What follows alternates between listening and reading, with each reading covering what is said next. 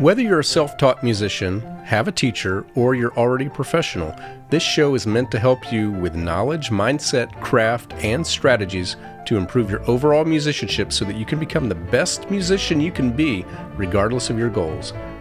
Welcome to Musicianship Mastery.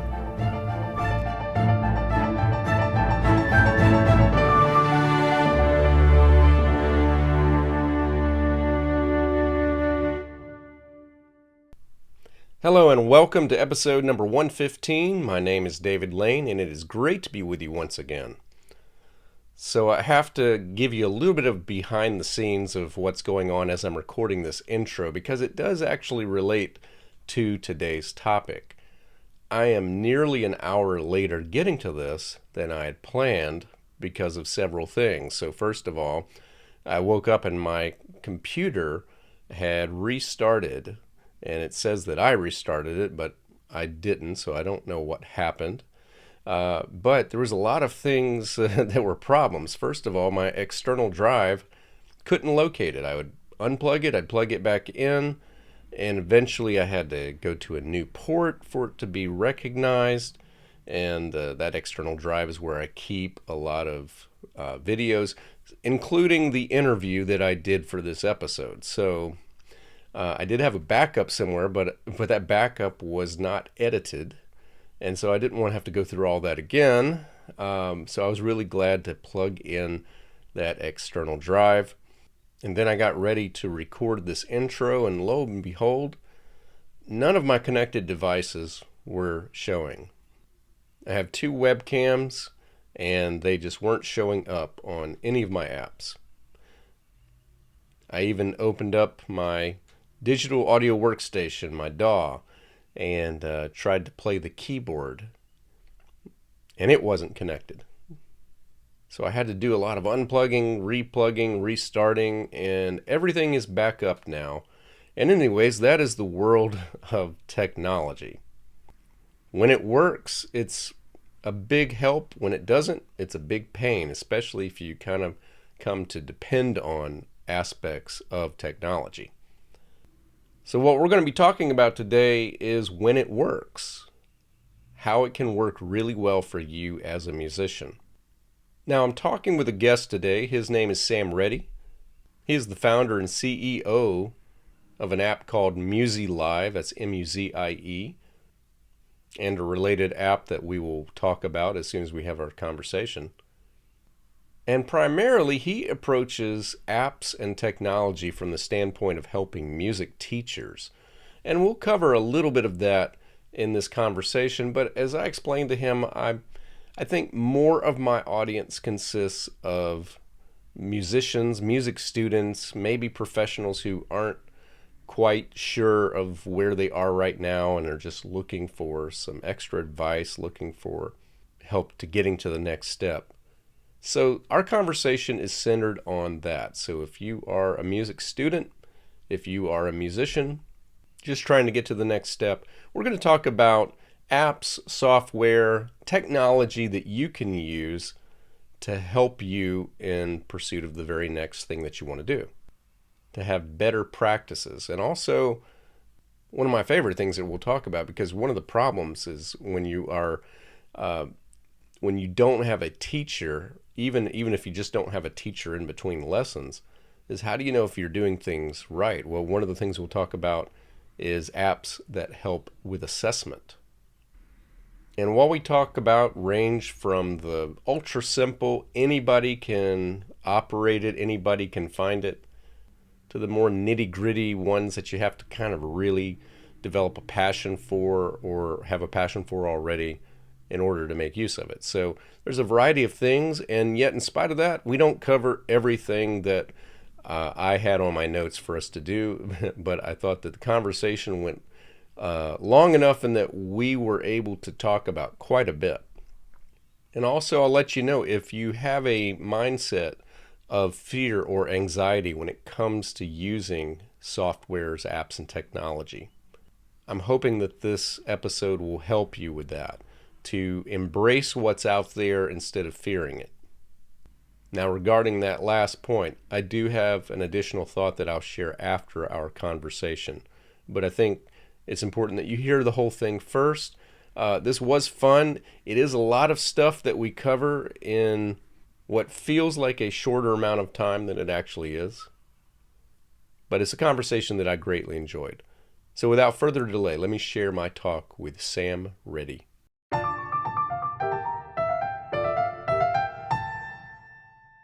Sam, it is great to be able to chat with you today. Thank you for joining this podcast. Absolutely. Thank you so much for having me. It was nice to meet you at MTNA. I've already mentioned, to my listeners, I said, I met some people at MTNA, and you might be hearing from them on the podcast. So you are the first of that. Awesome. You gave an excellent presentation on technology, and so why don't we just go ahead and start with just tell us a little bit about yourself and your company and so forth. Yeah, absolutely. So, I'm a guitar teacher, but I'm also the owner and co-founder of a company called Musi Live. And basically, that platform is a little bit like Zoom, but specifically designed for music education. So, we built our own high fidelity audio video technology, and then we've kind of layered on features and tools that are sort of specific to music lessons.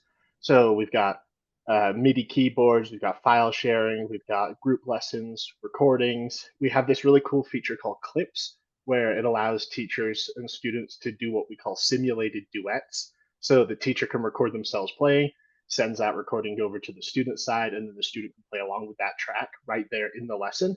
So you can kind of replicate some of the things that you got on an in-person lesson and do that again online. And then Musi's kind of grown over the years, so now it does support in-person teaching, asynchronous lessons, courses, sort of a whole kind of range of different teaching styles. Um, and I started that when I was in college at Berklee School of Music in Boston. And we're a family-owned company, so it's me and my dad that run the business together. And it just kind of happened out of a school project that sort of just never stopped growing. And so that was sort of a fortuitous thing. And Musi itself is actually the second product from the company. And with that, we got really lucky because we rolled it out on January 10th, 2020. And we Hmm. kind of joke that the first week nobody signed up, and the second week everybody signed up. And, you know, so Right. very lucky there. Good. We'll come back to that toward the end, and of course, we'll include that in our overall talk. But just kind of curious about your technology journey and how it parallels your musical journey. Like, were they separate things that happened to entwine, or what? What is? How did you get into technology, and how's that kind of shown up in your life as far as a musician along the way? Yeah, the tech thing is interesting. I think I can probably direct this back to my dad again. So I grew up. My dad was a professional drummer in the '80s, but then he became a software developer right after that. So our household was music sessions and sort of tech obsession at the same time. So literally, I would get home from school at 3 o'clock, and my dad used to work from home, so we would have an hour-long jam session every day. He'd be on the drums, I'd be on the guitar, and we'd play together for an hour or two, and then he'd go back upstairs and be building software and products and things like that. So there was always technology sort of floating around the house. We were always had like the newest gizmos and gadgets just because he was always so curious in them. But professionally, it didn't really click until about halfway through college. I tried to do the typical play in a band and go on tour and, think I was going to be a rock star. And then I kind of went through a journey of, you say, self discovery. I tried basically every major that Berkeley offered. I did film scoring, I did music production, I went into something called pro music. And when I was there in the pro music department, they actually had a course that was in partnership with MIT, and that was called the Startup Lab. And it was the first time they ever did this course. And the idea was to actually try to build startups with the music kids from Berkeley and the sort of tech wisdom from the MIT teachers. And from what I understand, I think we're the only product that ever actually came out the other end of that project.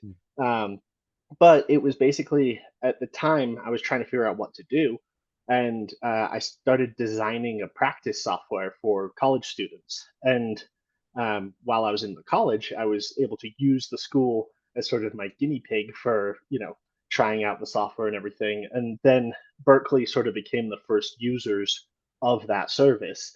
So when I graduated, we kind of already had a business in place, so to speak. So that's sort of what pushed everything forward. And my dad had built the prototype for me just to see if the concept would work. Um, but because of a lot of kind of lucky time and place, it sort of all synced together. And when I graduated, I essentially had this practice software company ready to go and just rolled out the door with that instead. So yeah, a lot of serendipity. Nice. Of course, you mentioned right away that you're a guitar teacher and that you've kind of played around with the idea of being a rock guitarist, Yeah. and that should tell me right there that there's an overlap of technology because your electric guitarist, Yep. especially your rock guitarist, um, it's a whole world of pedals and amps and things like that. So it may not always be digital, although it can be now, but you know, Yeah. it it's really probably for half a century or more, guitarists have always been very technically minded when it comes to that thing. Yeah, I think that's fair. And actually, a good example of that is when I was about 15, maybe 16, Mhm, for Christmas, my dad got me sort of like an audio interface, kind mhm, of like the typical one everyone's got on their desk, but it was a big 16 channel, like mhm, full, kind of rig. And so we mic'd up all the guitar amps. We actually had an electric Roland V drum set. So mm, so that I guess was also a little bit of the tech side mixing into the music sort of right away. And I started recording albums. So when I was in high school, I recorded every album for every kid in high school and every high school band. And so by the time I got to college, I'd probably recorded 10, 15 records already, just in my little basement studio, so to speak. um, and so that sort of interest of like using technology along with music was there from a pretty early age. I didn't, I guess I didn't recognize that's what I was doing until a little later. It just kind of was the natural progression for me because I was like, well, I'm writing all these songs. I want to record some of them. And then mhm. some of my buddies were like, well, hey, can you record us? And then it just kind of spiraled from there. So yeah, Yeah, it's definitely a part of the guitar player sort of lifestyle. right. Um, so let's just talk a little bit about technology as just a mindset. I mean, so a lot of my listeners range all ages, and plus my students range from all ages. I've got Hmm. under 8 to over 80, Hmm. so covering quite a range there. And some of them embrace technology and others kind of fear technology. So I feel like though, in 2025, um, it's in everybody's best interest if we at least learn to negotiate with technology. So just what is your whole how do you talk to people about just starting with that, with technology is just embracing it as a mindset? Yeah, 100%. I mean, most of my day at Musi is spent helping teachers sort of transition out of the traditional mentality of like pen and paper teaching one-on-one lessons to this online digital infrastructure with all of these bells and whistles. And so a lot of what I do is sort of is show people that there's sort of a double-edged sword is the it's good and bad, but the truth, like the blunt truth of it is you if you don't keep up, you will get left behind. So if you don't stay kind of on the path of the technology, then you're going to get left behind. And unfortunately, that's going to mean that you're not going to be able to kind of keep up and produce at the same level as everybody else. As a teacher, that's really important because that's your business.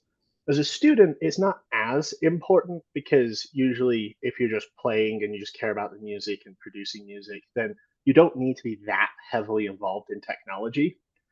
But the way I think of it is that technology is a tool. If technology becomes a problem and you spend more time troubleshooting the tech than you do utilizing it, then that's when the imbalance is wrong. It needs to be something that you can leverage to make yourself more efficient, to help yourself progress quicker. It's supposed to be there as an aid. And when it stops being an aid, then I understand where people are coming from when they're like, this isn't worth my time. I don't want to do this. I'm just going to go back to the way things were. And to a certain extent, I do agree with that mentality. But there is a little bit of like, say, tech literacy that you kind of want to have so that when you are presented with a new piece of technology, it's not this mountain that you have to overcome. Most tech is designed to be user friendly. So, or at least that's the attempt on the designer's part. Whether or not they succeed is another question. But they try to make it so that you can adopt it quickly. And one thing I notice a lot is people are afraid to just click buttons or try things. Like there's this fear that, oh, I'm going to break it or I'm going to do something and I'm not going to know how to get back. And for me, I kind of look at it like press every button, see what happens. Like that's the only way. It's kind of like a guitar. It's like play every note. Like you're not going to like, so what if you break a string? Just replace the string and try again. Like there's a little bit of like you've got to play with it a little bit too in order to get comfortable with it. So, I do think there's a little bit of it. If you don't do it, you will get left behind. If you're afraid of it, would suggest taking a lighter approach. It's not as scary as you think it's going to be, and it's more fun. And it can do some things that will really blow you away when you start kind of getting sinking your teeth into it. So, I try to take the approach of find the right technology for you, but the only way to do that is to tinker with a whole bunch of things until you find the right thing for you. So don't be afraid. You're not going to break it. And this kind of harmonizes with past guests that I've had on twice before, Jason Lafredo, who's known for his Conquering Finale series. Well, we talked about that, and then we talked about how Finale is not around anymore. Yep, it's gone.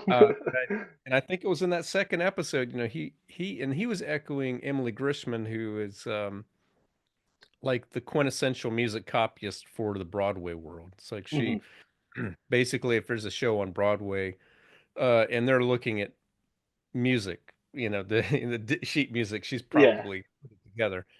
But this was advice that she said one time. It was just go to the menu portion of your software, start on the upper left-hand corner, and just click everything.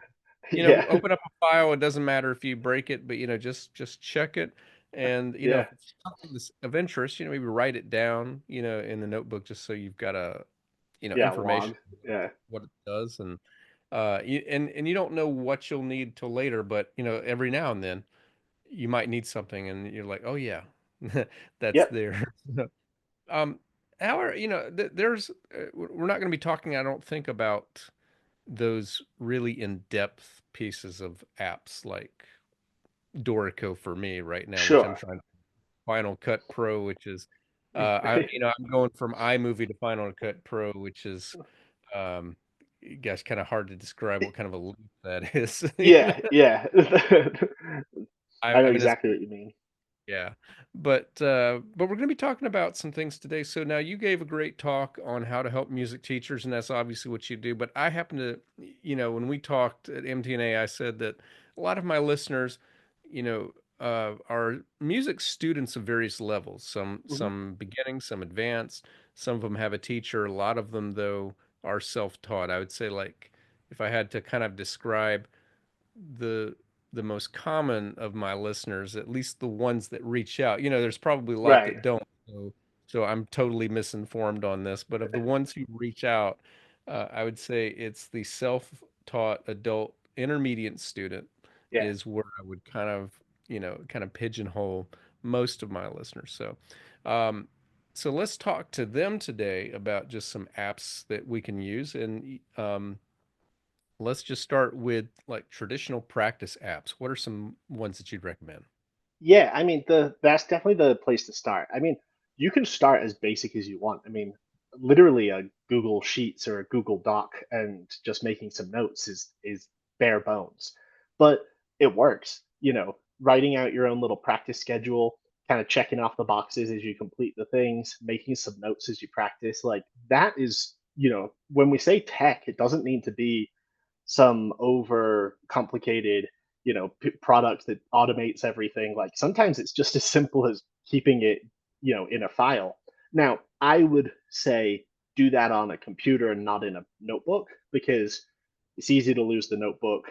That's kind of static, where I'd recommend putting that stuff into like a Google Doc or something so that you have it everywhere you go. You have it on your phone, you have it on your laptop. It kind of travels with you, which is, so if we're talking tech, like that's sort of the first level, is essentially put it in the cloud, so to speak. So, that way you have access to it anywhere that you are. But then when you actually start breaking into specific music apps, I mean, there's a ton of practice apps and things like that. There's Practice Space. Musi has its own practice software built in.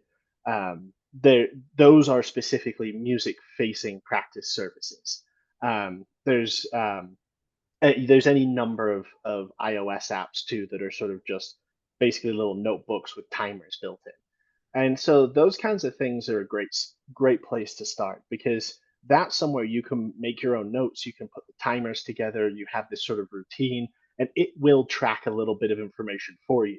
You spent X amount of time on this, X amount of time on that, and that just gives you some insight into what you're doing. So if you're struggling with, certain chords, put in there, 10 minutes of focus practice on this, run the timer, and then just work on that for the 10 minutes. So those kinds of things are simple, but they are effective. And so you don't need to go super crazy in that sense. There's, like I said, Practice Space does a great job with that.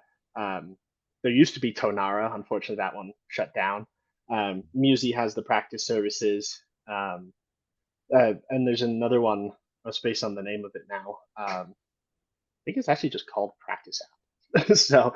Um, so those are the ones that you can kind of just pick up and go. It's a better practice. That's the name of it. And so those are just apps that are kind of like digital notebooks, but specifically tailored to music.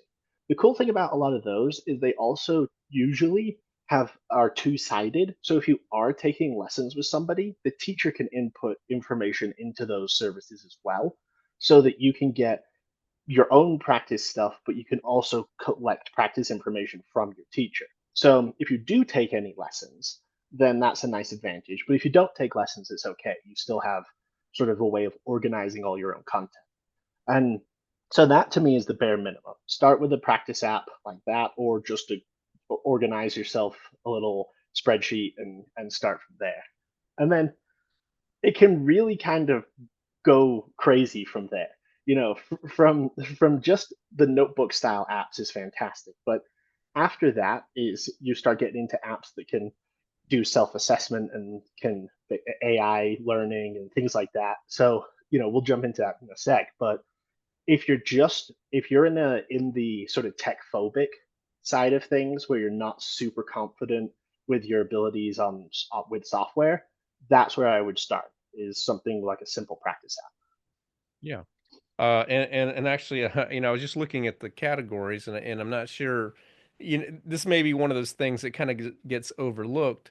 Um, but I talk about the importance of using a metronome all the time. So having a good Yeah. metronome, I use one called Tempo, that I recommend quite a bit. And one reason, and I like it for because it's a great metronome that's loud enough that you can hear it, and you can adjust the tempo, which is all the basics, and it's all you Yeah. really need. But you can save the pieces you're working on as set lists and update Mhm. where you are on the tempo. You can also it like a lot of metronomes, it has an automator in terms of you can say every 4 bars increase by 2 clicks, or Yeah. something like that. And of course, I always say, well, add one because you need one measure to hear before you Right before you start in. That's fair. so make it 5. Um, so yeah, I just want to make sure that we get that. The other comment that I Yeah. wanted to make, just wanted to, based on what you just said, I think it's an important thing to consider with all of these apps. Or I should say, it's an important reason to use digital apps, and that is the um, synchronicity factor of it. It's the idea that you can do something on your computer, but you Yeah. can also have it on your phone or your tablet, or where you or your laptop, whatever your other Yeah. devices are, so that you can travel and still have it. Whereas I really actually I do like the idea of writing things down. I do think that there's something that does to the brain. It's just Yeah, like the reinforcement. which is why I still write with a journal. Of course, Mm. that if you want to translate that to digital, maybe if you have an iPad, also having a Yeah. pen and doing Yeah, that that's a gets you great way of doing it. in there as well. So like if you want to do that, but um, I'm sure I'm going to come back to this topic as far as like a practice philosophy. Um, but something that comes up a lot, there's two ends of kind of practice. There's the goal, which happens before, and there's the logging, which happens after, or the journaling, as some people call it. So it's the figuring out what you're going to do before you practice, Yeah. but then also assessing how you did and maybe just logging what you did. So let's talk about the assessment part. You mentioned some assessment tools, a couple that you told me in advance about. I haven't really had a chance to check them out, but one called Musician, which is YOU, followed by the rest of musician, Yeah. and Yeah. Piano Marvel and a few others. So just talk about automated assessment tools. Yeah, absolutely. Let me just backtrack real quick because you actually just reminded me of a piece of software that or technology that is really cool. It's called Rocketbook, and Mm, what it is it's a notebook that you write into the notebook a pen and paper, but then you take mhm. your phone and it has these little sort of identifier marks on the corners of the pages, and you hold your phone over and it scans the page and digitizes all the content on the page into a document on your phone. So it takes your handwritten text and turns it into typed out text. So just wanted to mention that because if you are in the if handwriting is a big thing for you, something like Rocketbook is incredible because it's you literally handwrite everything, but then it scans it straight into a PDF or into a Google Doc on your computer. So you kind of get the best of both worlds in that sense. Um, Nice. so yeah, just wanted to mention that as well. But yeah, the self assess or so the automated assessment tools are getting very impressive. So a little caveat on this is right after we finished our practice software, the very next thing we did was actually we built a self-assessment product called Dex. It never got released. This was 2016, maybe 2017. So the tech wasn't quite there yet. And the idea with that is it was flashcards that would show you a chord, a scale, or an arpeggio, and you would play that chord, that scale, or that arpeggio, and it would listen to what you played, and it would mark off which notes you had correctly and which ones you didn't. And then it, based on that, would move to the next flashcard. And it sort of had a smart system of repeating the ones that you got wrong versus bringing in new ones. So it was, but it was inspired by smart music, which is now make music. And so Make Music, I think, was kind of the first one on the scene where it shows you a piece of sheet music and it's music XML, so it's like digital sheet music. You hit play and then you play along with the piece of music as the cursor kind of moves across the screen. And so it's basically listening to each note that you play and it's putting it on the staff where whatever note you played. So if you hit the right note, it lights up green and overlays it on the sheet music. If you hit the wrong note, it puts it on the staff and highlights it red so you know where you're going wrong. And so there's that market kind of exploded once like iPhones and iPads got good enough with good enough microphones and the tech sort of became good. So you've got Musician, which Musician you could describe as like a cross between Guitar Hero and like real guitar playing because it uses sort of like a sliding interface, kind of like the Guitar Hero thing did, but Mhm. you're playing a real guitar and it's assessing the notes and chords that you're playing in real time. And that's pretty impressive because it's got millions of songs. So you could go in there, pick your favorite song. It allows you to speed up and slow down the tempo. You can kind of play through the pieces, section off parts and loop it and all that kind of stuff. So that's really cool because it's giving you visual feedback as it's happening. So if you play something wrong, the computer is saying like, "Nope, that's the wrong chord. Let's try that again." And that is fantastic for someone who's learning by themselves because a lot of times you don't know what when you're doing the wrong thing. That's sort of the point of having a teacher. So if you're self-learning, this is kind of the middle ground. Piano Marvel does this for piano, obviously, but they've got a great app where same kind of idea. You've got sheet music on the screen. It kind of moves across as you play. It's sort of identifying the pitch and basically lining up the notes that you played correctly or incorrectly, and it gives you a score, and you can go back and loop the sections and sort of work through it that way. Then there's a couple of others that are out there too. There's a few of them actually at the MTNA conference that I had not heard of at the time, but there's that technology has become pretty popular. Then you also have things like Scoov, which I think has changed to, I think they've changed their name, I think recently.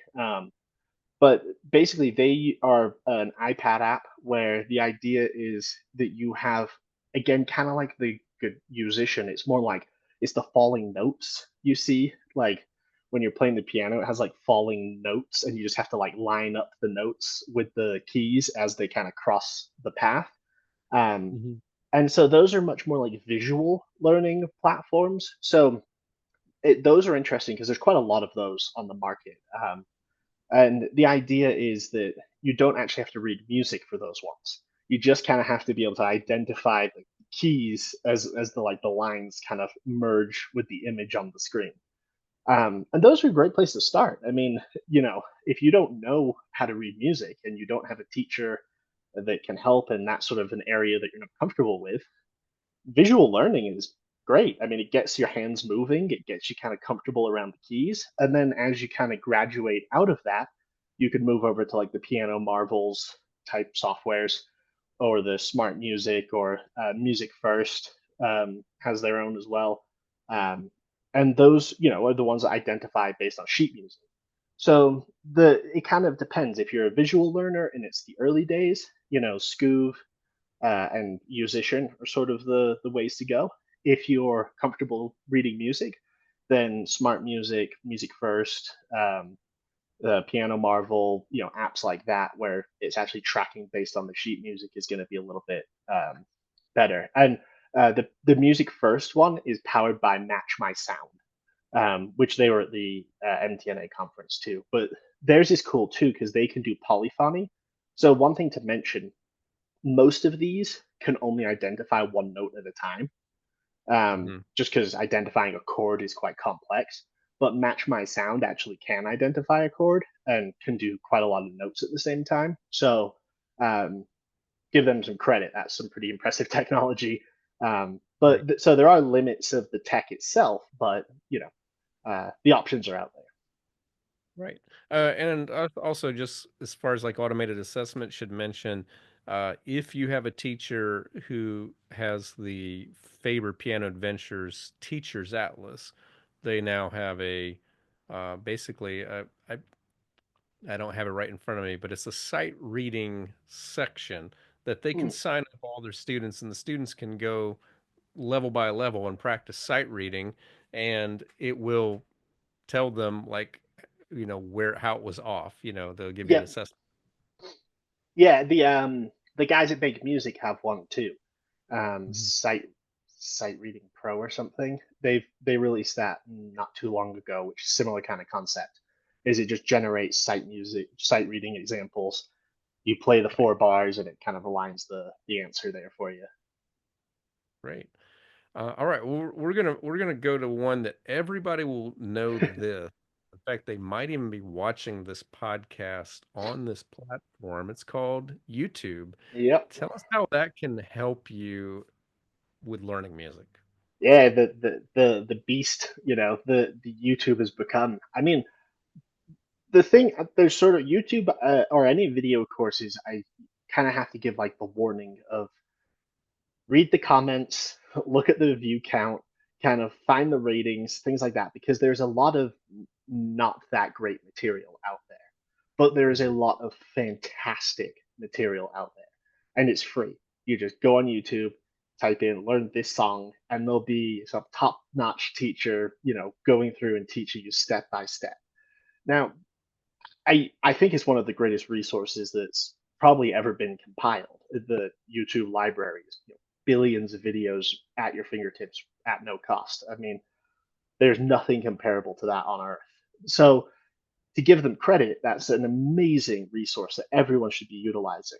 But you can get stuck in sort of a rabbit hole if you're not careful. Like if you're not finding the right teachers, or you're sort of not searching the right things, you can get content that's not very good and can teach you a lot of bad habits. And one of the sort of pitfalls of self-learning is it's hard to identify when you're actually doing something wrong. It's if the YouTube video tells you to do this and you think that you're doing it right, it's hard. There's no like feedback for them to say, well, that's not actually correct. So you know, that is kind of the problem with any self-learning. But because of the amount of resources you have on YouTube, you can cross-check things. If you want to learn a piece of music, you could get 5 videos that show you how to learn that piece of music, and you can kind of take the average of those 5 videos to figure out where things are right or wrong. This actually kind of goes back to like as a guitar player, we frequent the Ultimate Guitar Tabs website. So if you're a guitar player out there, I'm sure you understand this, where you'll go and say like guitar tab for Crazy Train, and there'll be 200 options for Crazy Train. The first one usually has like a 5-star rating with 20,000 views. The second one's usually like a 4-star rating with 5,000 views, and then they just drop off from there. So, I would, and as guitar players, we know even the number one on there will probably still have some mistakes. It's because it's all just someone putting it out, and the people checking it don't usually know if it's right or wrong anyway. So, just sort of to be said is whenever you have like a community driven thing, you can usually rely on the highest rated video with the most views and the best comments, but still don't take that as 100% gospel. Go and find a few other resources and cross check it and things like that. But there's tons of courses where they'll literally walk you through, like, there'll be a video series with 10 videos that take you through step by step through how to break down a song, or how to do a certain technique, or how to like certain music theory, or how to read music, or whatever it might be that you're sort of looking for. And one of the cool things on YouTube is you can make your own playlists. So I think this is sort of an underutilized feature is, and I do this all the time. Like I've got a playlist that's like blues backing tracks, and whenever I find a cool backing track, I just save it to that playlist. So the same kind of thing goes for when you're learning. You can sort of build your own courses. You don't necessarily just have to follow one teacher through all of their stuff. You could say, oh, well, I want to learn this song from this guy and that song from him, and I want to take these videos from these people and move. And so you could build your own playlists with all these different resources. And a lot of those people are actually using YouTube as sort of a funnel to get you into their program or into their course or into their private lessons. So sometimes that's a great way of actually finding a teacher too. Um, but again, I would hesitate before, like, don't just jump in and buy the packages. I would, peruse through the free catalog first and make sure that the quality is there and that it is sort of what you want to do.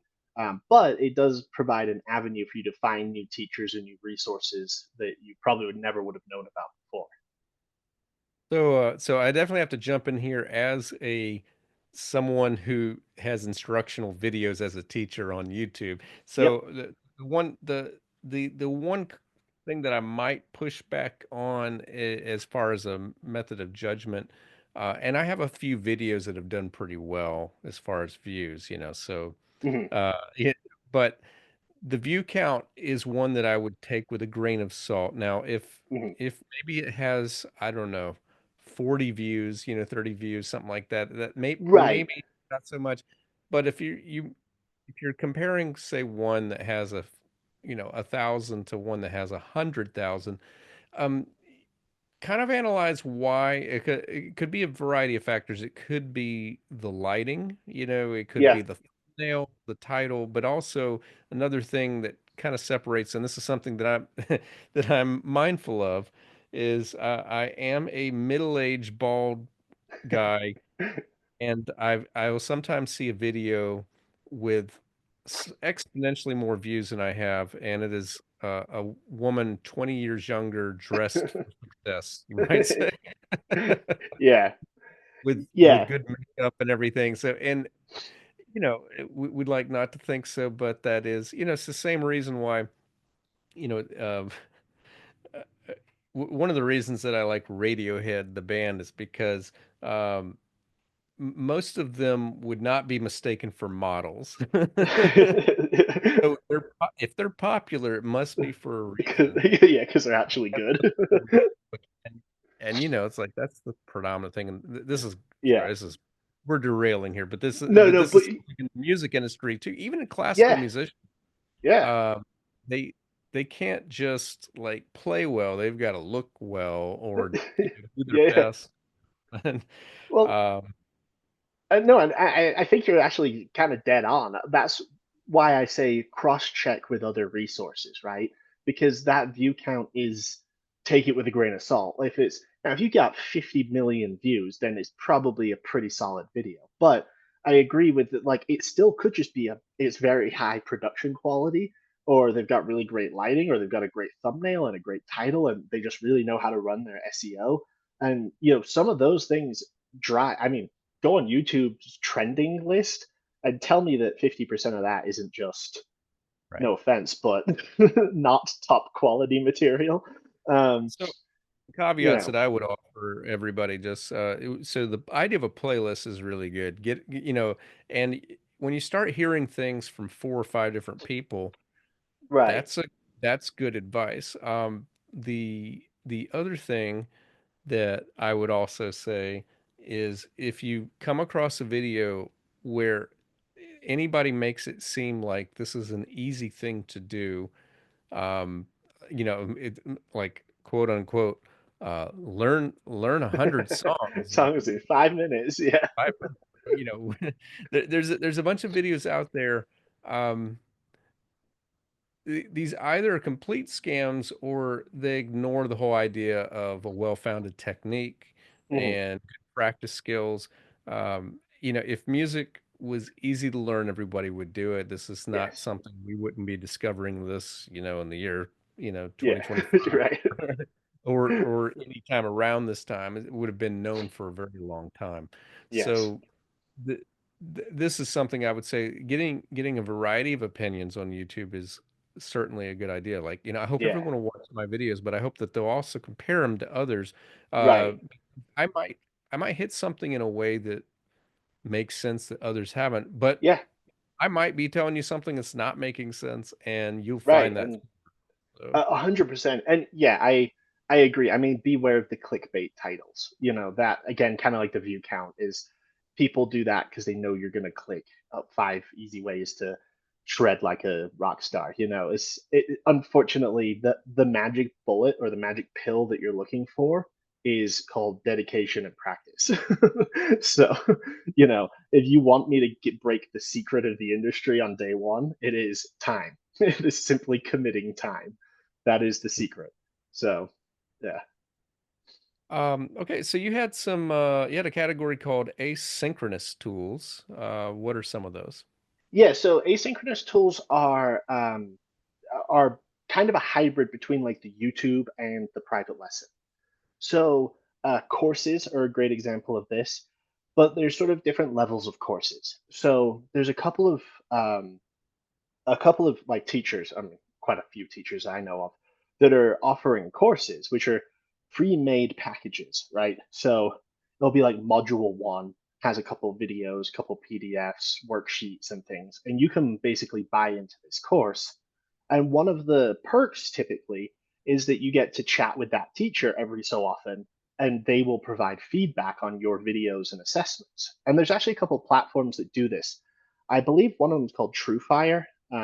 It's a Let me just make sure that's the right one. It's a guitar teaching platform, and they actually get pretty famous guitar players. Yeah, TrueFire. And the way that works is that they'll take someone like, if you're in the rock world, it'd be like Paul Gilbert, or they'll take like a whoever, tons of really high level teachers, and they will make a course. And each time you finish the module, you record yourself playing the thing that you were sort of working on. And then that video goes to the teacher, and the teacher watches the video and provides a feedback assessment on it. So this is sort of like a hybrid between the self-assessment stuff and the courses and the videos, and this is a really cool way to learn. And a lot of teachers, especially on Musi that we talk to, because they're kind of in the digital space already, are going down this route because from a teacher point of view, it's a fantastic way to expand your offerings from a business point, where you can now have this preloaded course that you might spend 2 or 3 months making, but then you can just sell it forever. So you don't have to keep, remaking the content. And then from a student point of view, it allows you to take the lessons on your own schedule. So again, from the self-learning point of view, you don't need to be at class every Friday at 2 o'clock. You can, whenever you have time, you can open up the course, you can work through some of the materials, you can watch the videos, and then when you feel comfortable, you record yourself playing sort of like an assessment or a final piece or something like that, and then send it in. And the teacher will actually watch that video, write some feedback, gives you some tips and tricks, and then go back, and then you go on to the next module. And I kind of love this model because it's sort of a win for everybody. Is the students have the flexibility, the teachers have a new stream of income, and it kind of breaks down the traditional one-on-one private lesson model. And those courses can be incredibly high quality, because it's from professional teachers typically that are doing this, who are still teaching private lessons. And again, if you kind of finish the course and you now have become sort of connected to that teacher, you can probably sign up for lessons with them at some point if that's the path you want to take. Or you can go and find another course and you can go take that one and you can go through those modules.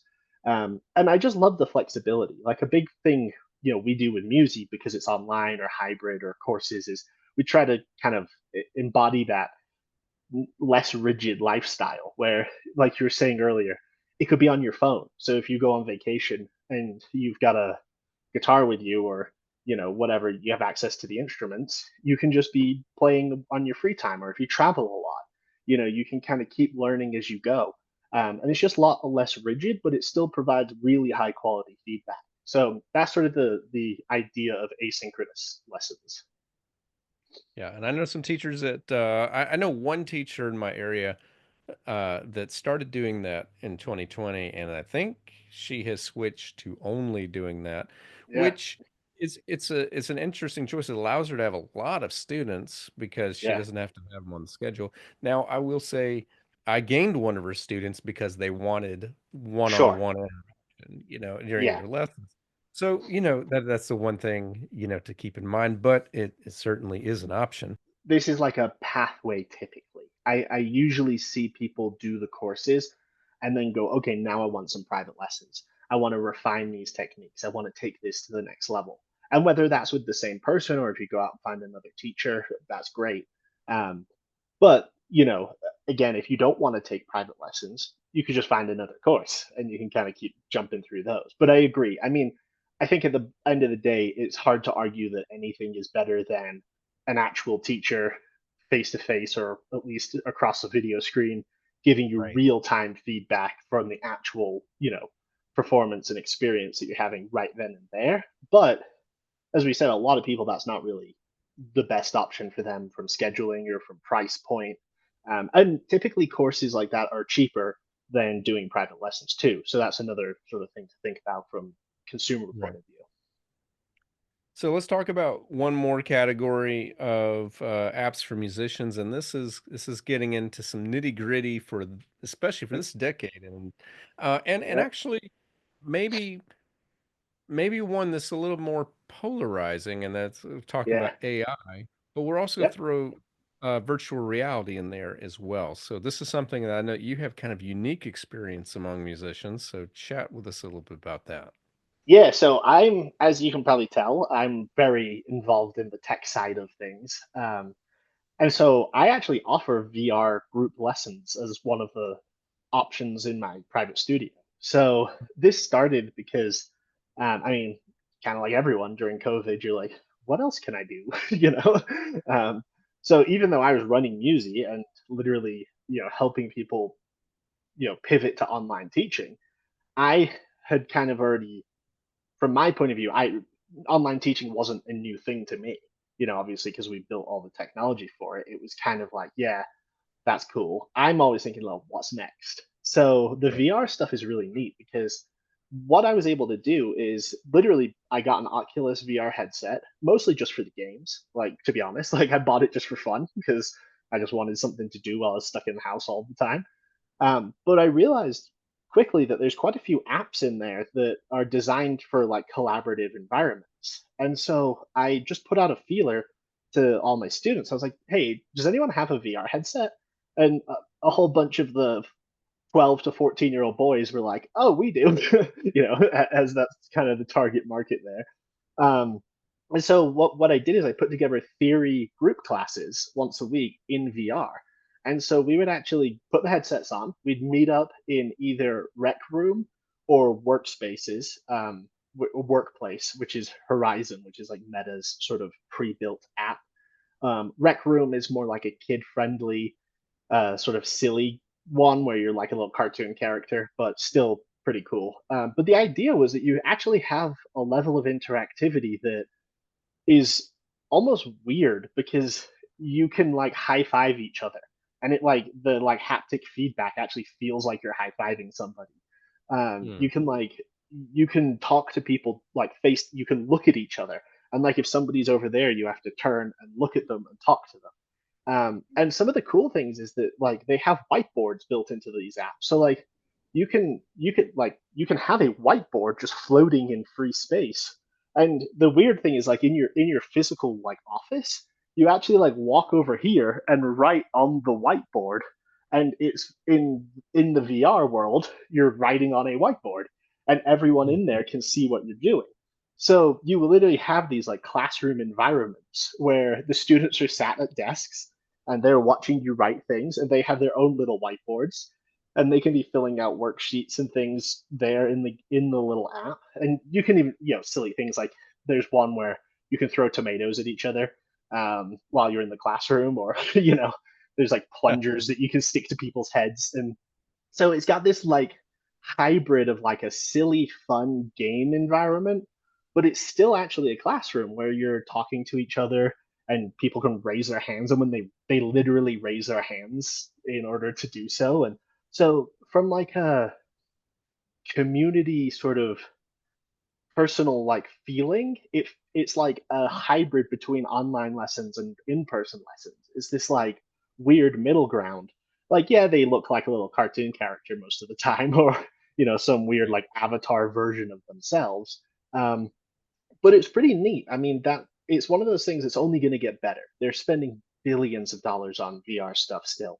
So over the years, I am sort of proponent the VR space will keep evolving. It will eventually just turn into a pair of sunglasses that you'll just turn on. It'll black out the lenses, and you'll just have this environment where somebody's sitting across from you, and you're still in your own real room.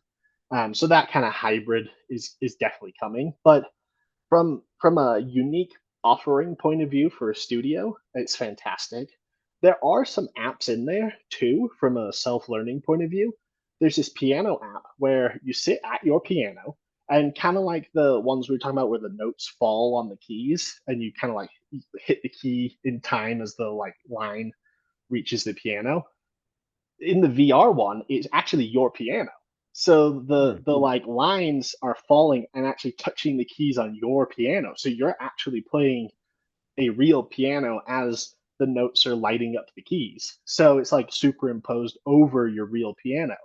Um, there's a drum app that does a similar thing where you kind of play in free space essentially, but it teaches you rhythms and things like that. And so VR is really interesting because it gives you this weird hybrid space between a lot of these apps we've been talking about and the actual lesson experience.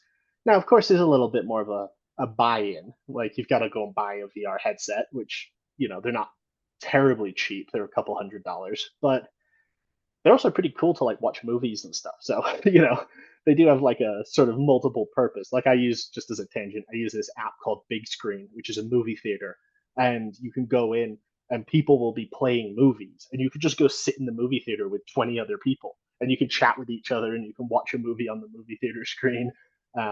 And it's cool. Like there's some really interesting things that can be done there. But yeah, VR is one of those sort of cutting edge technologies that is in still in the early days. So that's one to sort of keep an eye on as we go forward. Yeah, and I know that when I was at NAM 3 years ago, um, there were I attended some talks that basically said that VR video games is like the Wild West for Yeah. composers and sound designers right now, and they have Yes. the Dolby Atmos. So like if you can learn that, you'll be ahead of the game, Yeah. Yeah. Yeah. which No, I, it I really I is. find very confusing right now. But you know there are people that are learning it. Absolutely. Yeah, I mean, it really is the Wild West right now for it's the internet in the 90s is the way that I just, kind of explain to people. Is like if you get in now, you'll be the one that bought Apple shares in 99. It's like that's the way I see it. You see a lot of news articles like, "Oh, it's a fad, they're wasting money." That's exactly what the news said about the internet.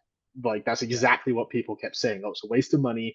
It's just going to collapse." No, I always love the like, who's gonna buy something online? I would never put my credit card on a computer. Now it's like Amazon has something to say about that. yeah.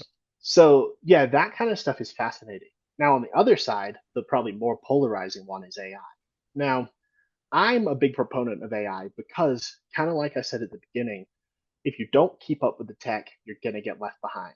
And this is another one where this is the internet back in the 90s again. This is the cutting edge Wild West. This is an open front, and AI is here to stay. Pandora's box has been open. This is the one where I probably would stand firmly on my ground to say you'd be an idiot not to keep up with the trends here, because this is one where not only from a business point of view you can 10x your productivity with AI tools, but from a learning point of view.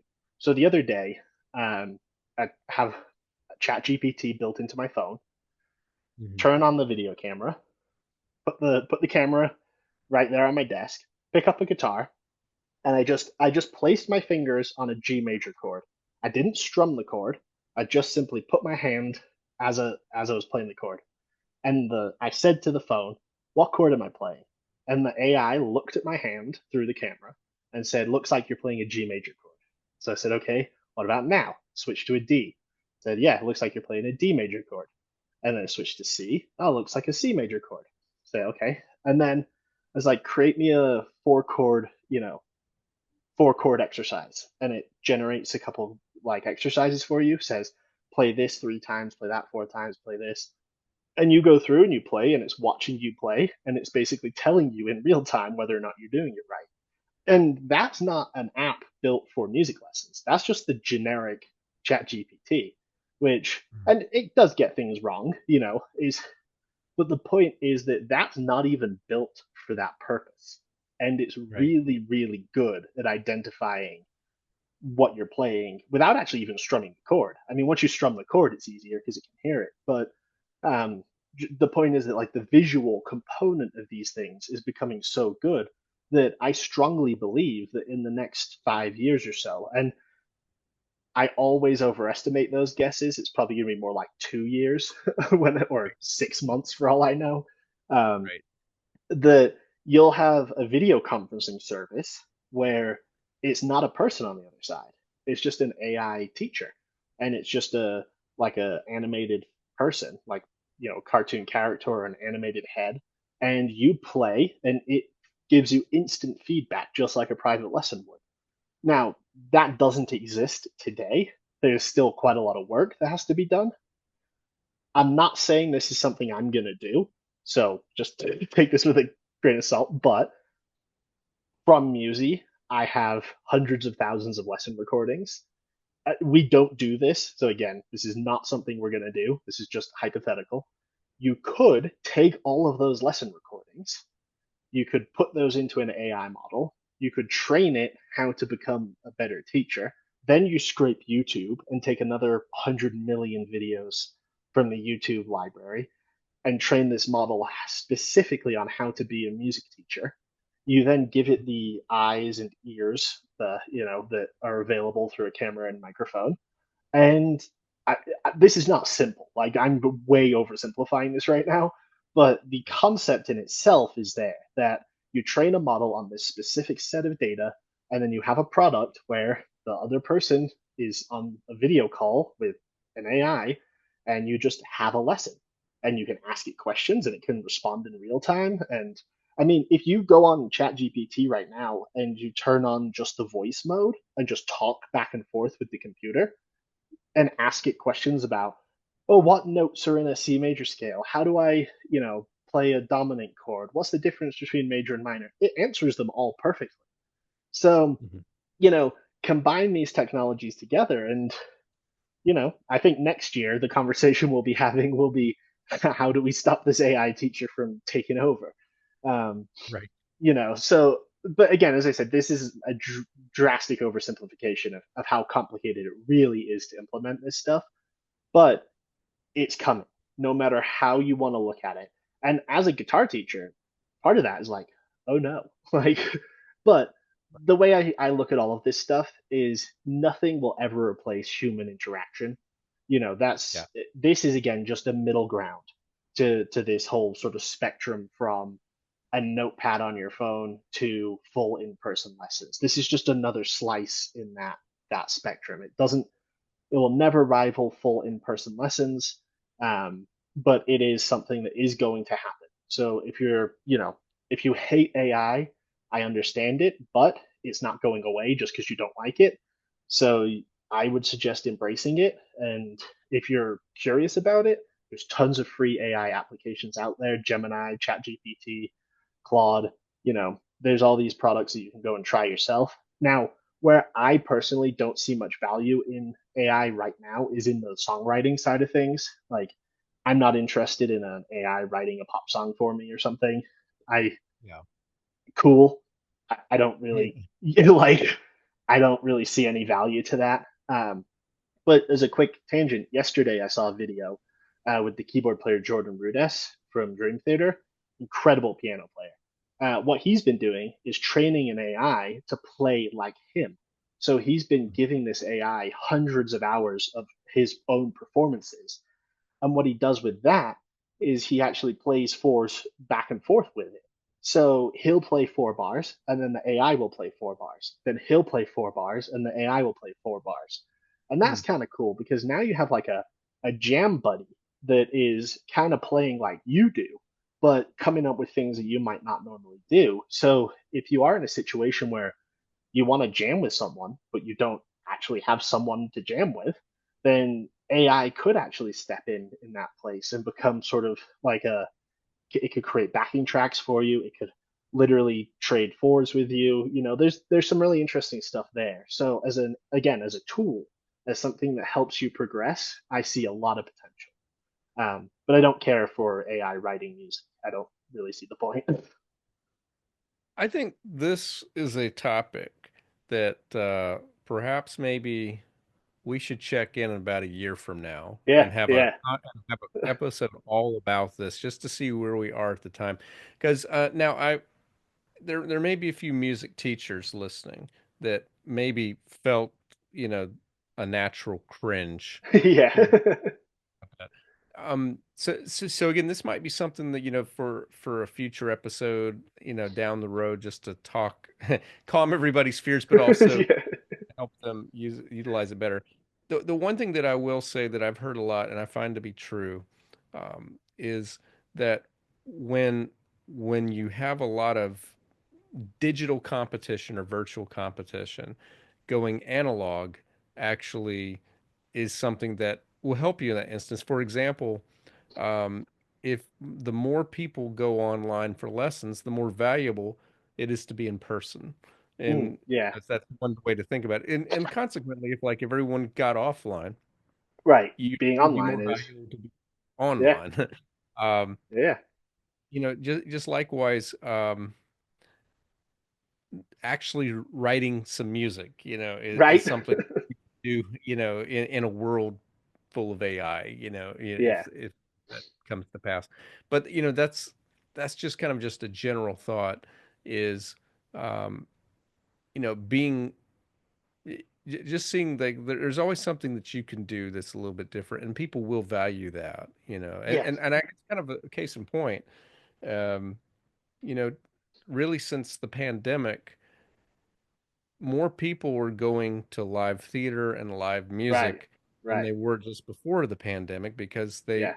value actually being in a room where it happens and Yeah. seeing musicians at work and seeing the art happen in front of them. Agreed. Yeah, that stuff's never going away. No matter how much AI we pump into the world, humans are human. I mean, that's we're not going to change our genetics. I mean, yet, but Mhm. in our lifetime, um, Right.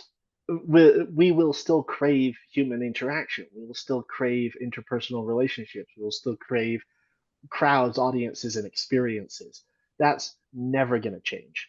Now, could you supplement some of that stuff with AI to make them even better? Sure. And I have no problem with that because to me, it's like at one point you used to get on a stage and play. Then there was lighting. Then there were video screens. Then there was these full productions. Now that's all enabled by technology. This is just one more step. Now, as long as it's in aid of the human art, not that the AI wrote the whole piece of music and you just watch it on a video screen. Like that's when I think you kind of tip over the the other side. But that's what we're saying is that the human interaction and connection is vital to art, and that's will be true forever, no matter how much technology we have. So that's the one thing I wouldn't be afraid of losing. Yeah.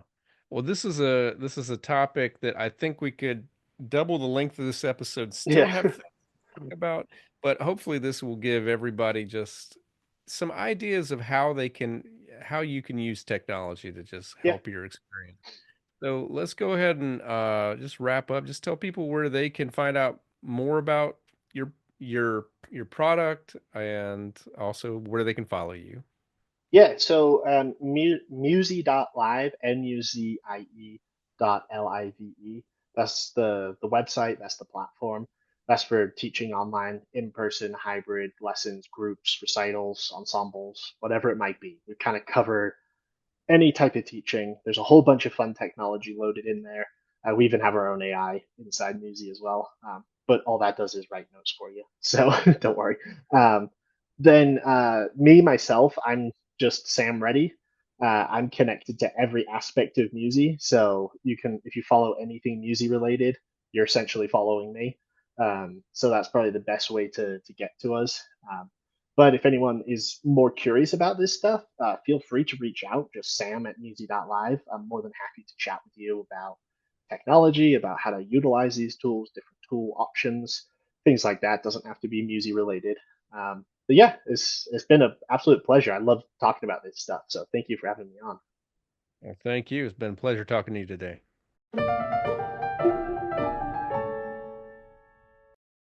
So before we wrap up today's episode, I just want to offer one further thought based on the conversation that I just shared.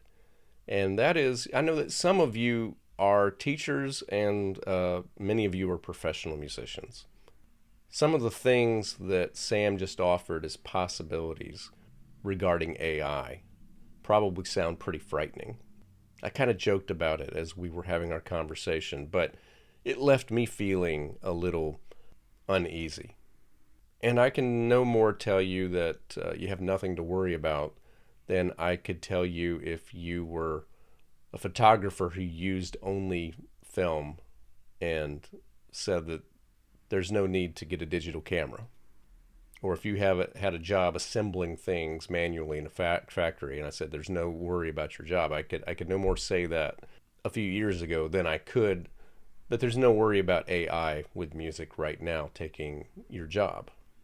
I am what I like to think of as an optimistic realist.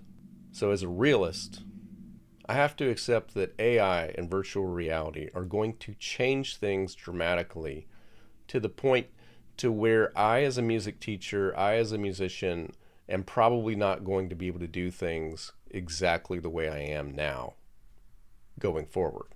I'm going to have to change some things about how I approach. But I'm optimistic that I will still be able to teach and I will still be a successful musician. And I believe that you can too. Ignorance is not bliss. Now, again, what we talked about, I think it's very exciting for you learning music. It's probably less exciting if you're teaching music. But Sam is a teacher, and you can tell that he's actually excited about the possibilities. But you have to go in with an explorer's mindset. And you have to very generically define what it is important to you, what is important to you about being a musician, about being a teacher, and not so specific that it has to look a certain way. And if you do that, you'll have the flexibility to pivot when things change in the future, and things suggest that they'll change sooner rather than later. And I promise you, if there comes a time where it seems like sooner is closer to now, I will have episodes, and I'll have Sam or I'll have someone else come on to talk with me about what we can do to pivot. What are the opportunities that you have now, a quarter of the way through the 21st century, to be the most successful musician, to be the most successful music teacher that you can possibly be. All right, if you made it to this point, thank you so much for listening. If you're watching on YouTube, please click the thumbs up and subscribe if you haven't already. Also, if you got anything out of this episode, please share it with a friend. Let them know you're thinking about them and that they would probably enjoy this episode, if not other episodes on this podcast. Send me your thoughts at davidlanemusic.com or share it with your own voice by going to speakpipe.com/musician toolkit. Once again, that's going to wrap up today's episode. Thank you so much for listening. I'll be back with you again next week.